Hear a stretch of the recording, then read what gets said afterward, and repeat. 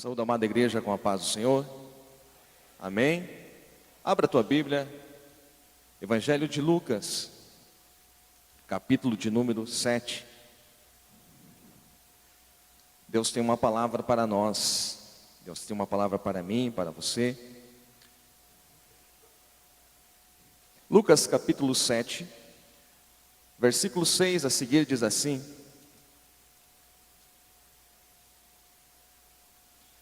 Então Jesus foi com eles, e já perto da casa, o centurião enviou-lhe amigos para lhe dizer: Senhor, não te incomodes, porque não sou digno de que entres em minha casa. Por isso, eu mesmo não me julguei digno de ir ter contigo. Porém, manda com uma palavra, e o meu rapaz será curado. Porque também eu sou um homem sujeito à autoridade, e tenho soldados às minhas ordens, e digo a este: vai, e ele vai, e a outro: vem, e ele vem, e ao meu servo: faze isto, e ele o faz. Ouvidas essas palavras, admirou-se Jesus dele, e voltando-se para o povo que o acompanhava, disse: afirmo-vos que nem mesmo em Israel achei fé como esta. E voltando para casa, os que foram enviados encontraram curado o servo. Quem pode glorificar a Deus? Para contextualizar, é necessário entendermos que antes desse momento Jesus estava no monte. Jesus acabara de proferir aquele sermão que nós conhecemos como o sermão do monte, o sermão da montanha, as bem-aventuranças. Jesus conclui esses sermões e ele desce do monte, e ao descer do monte ele vai entrar em Cafarnaum. Cafarnaum era o local onde Jesus residiu durante a maior parte do seu ministério. Durante os 3 anos e meio de ministério, a maior parte do tempo Jesus residiu em Cafarnaum. Então, Cafarnaum contemplou muitos milagres, muitas maravilhas existiram naquele local. Mas ao contrário do que a gente pensa, Cafarnaum não era uma cidade avivada pelo poder de Jesus. Não. Se você olhar para Mateus 11, 23, você vai ver que Jesus vai dizer a Cafarnaum que se em Sodoma estivessem acontecido os milagres que aconteceram em Cafarnaum, os homens de Sodoma teriam se arrependido, teriam se convertido.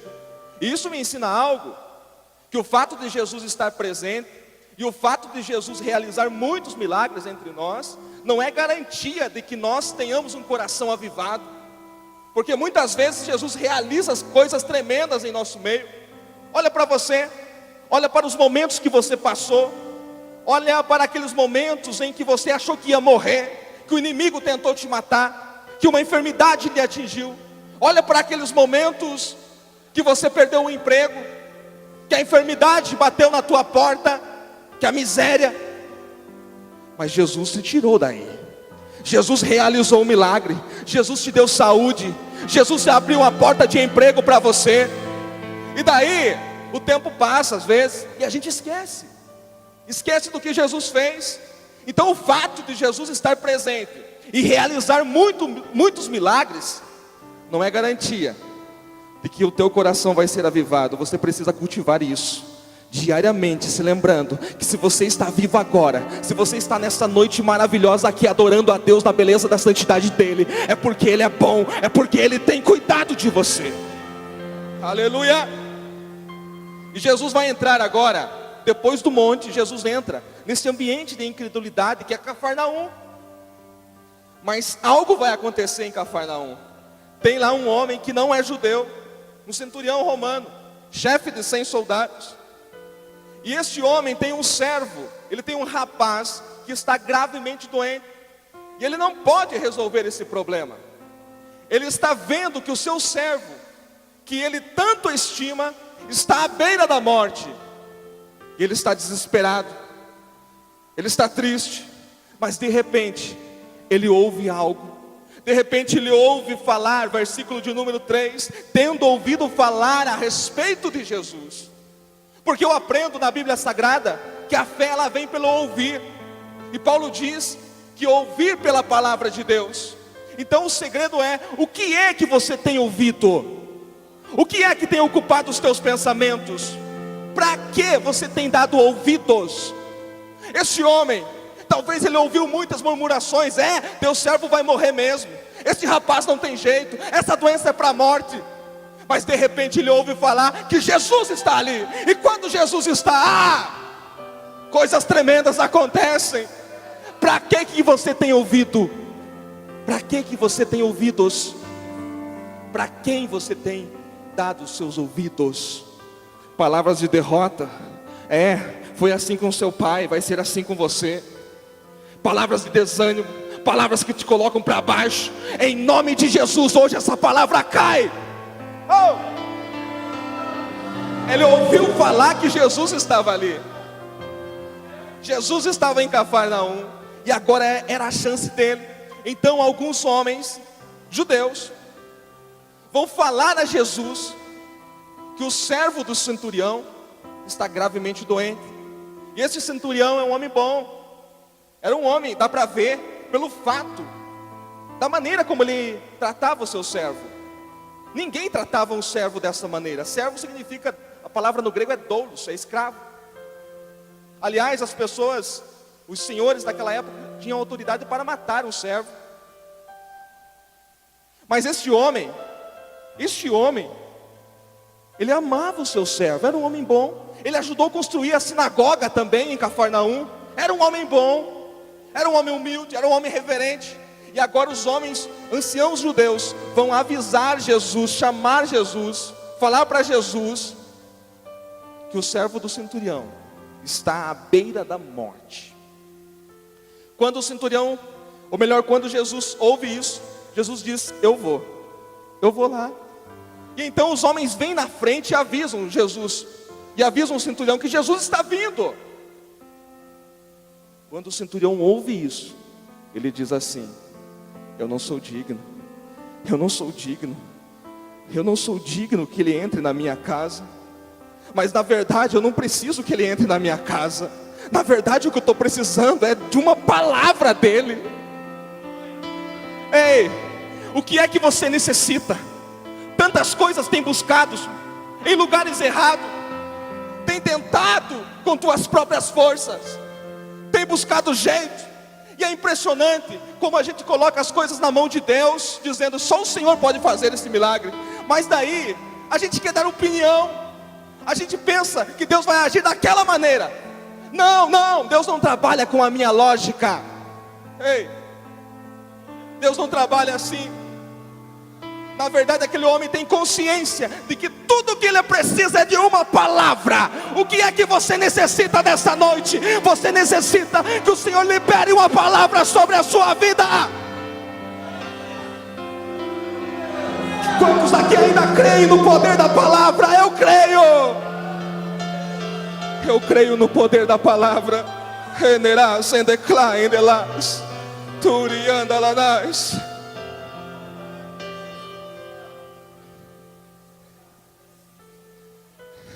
Ele diz: não precisa ele vir, porque eu sou homem de autoridade, eu sei como funciona isso. Eu tenho servos e eu digo a este vai, ele vai. Eu digo a ele vem, e ele vem. Só que agora, este homem de autoridade, ele se encontra diante de uma situação que ele não tem autoridade. Porque para este servo ele dizia: vem. E o servo não poderia vir. Se ele dissesse vai, o servo não poderia ir. Porque aquele servo, ele não estava mais debaixo do senhorio do centurião. Ele estava debaixo do senhorio chamado enfermidade. Todos nós passamos por momentos assim. Somos bons até certo momento. De repente nós nos deparamos com situações que nós não temos poder, que por mais que você tenha habilidade naquilo, você não pode resolver. Ele disse, eu digo vai, ele vai, eu digo vem, ele vem. Mas agora ele não poderia falar isso. Isso não aconteceria. Ele não tinha poder sobre essa situação. Quantas vezes você já esteve impotente? Quantas vezes você já se sentiu pequeno diante de uma situação? Uma enfermidade? Será? Um problema no lar? Um problema conjugal? O desemprego? Não sei. Mas você se sentiu pequeno diante dessa situação. Mas hoje está aqui um que pode resolver essa situação. Ele não precisa vir até você, ele precisa liberar uma palavra. É o poder da palavra. É o poder da palavra. A igreja precisa voltar a crer no poder da palavra. É a palavra que sara, é a palavra que salva, é a palavra que resolve, é a palavra que dá vida eterna. Oh! Aleluia. O autor aos Hebreus, capítulo 11, versículo 3, ele diz: pela fé entendemos que os mundos, mundo visível e mundo invisível, pela palavra de Deus, foram criados, de forma que aquilo que se vê não foi feito do que é aparente. Os mundos foram criados pela palavra. O salmista, Salmo 33, versículo 9, ele diz: porque falou e foi feito, mandou e logo apareceu. Pelo poder da palavra tudo veio à existência. Eu creio nessa palavra. O salmista, Salmo 107, 20, diz: enviou a sua palavra e os sarou e os livrou da destruição. O profeta Isaías 55, ele diz: assim será a palavra que sair da minha boca, não voltará para mim vazia, antes fará o que me apraz e cumprirá no propósito para o qual eu a enviei. Aleluia, aleluia. Nós precisamos voltar a crer no poder da palavra. Aleluia.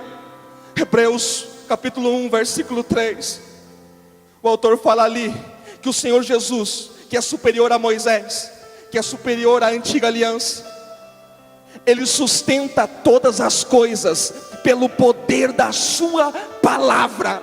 Sabe por que você ainda está de pé? Pelo poder da palavra. Sabe por que você está firme e constante? Apesar das lutas, apesar das lágrimas, apesar do deserto, apesar das provas, você está de pé por causa da palavra. Ei! Sabe por que esse universo ainda está sustentado? Sabe por que o globo terrestre gira, não sai da sua órbita? Sabe por quê? Porque Ele sustenta todas as coisas pelo poder da palavra. Aleluia, aleluia. Só precisa de uma palavra, mas você precisa ter fé. Você precisa ter fé, porque sem fé é impossível agradar a Deus. O versículo 9 diz que Jesus se admirou. Em outra versão diz que Jesus se maravilhou. Olha, somente 3 vezes no Novo Testamento a Bíblia vai dizer que Jesus se maravilhou. Em Nazaré, Marcos 6:6, Jesus se maravilhou, mas foi por causa da incredulidade dos homens de Nazaré. Jesus nasceu, ou melhor, Jesus cresceu em Nazaré, e mesmo assim, os homens de Nazaré eram incrédulos. Mas aqui não, aqui Jesus se maravilhou pela fé deste homem. Você quer alcançar o coração do Senhor Jesus? Quer tocar o coração dele esta noite? Quer receber o seu milagre esta noite? Quer? Então toque o coração dele. Como que eu faço, pregador?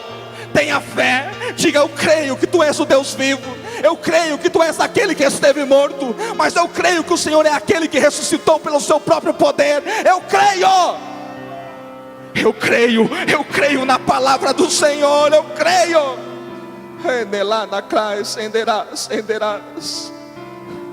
Renderás.